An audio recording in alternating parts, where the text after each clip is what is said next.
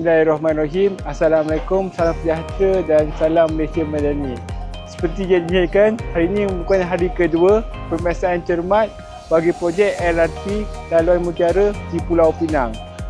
Bahagian perancangan rel daripada Agensi Pengangkutan Awam Darat sedang mengadakan pemeriksaan cermat di beberapa buah lokasi bagi projek LRT Pulau Pinang.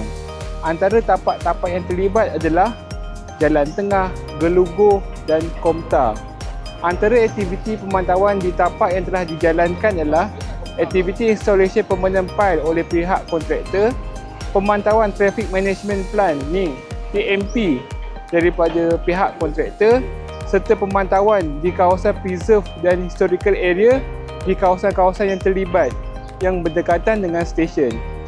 Objektif pemeriksaan cermat pada hari ini adalah untuk menilai tahap keselamatan di tapak bina, mengenal pasti risiko yang boleh menjejaskan keselamatan dan orang awam di tapak bina, serta menyemak dokumentasi rekod penyelenggaraan jentera di tapak bina.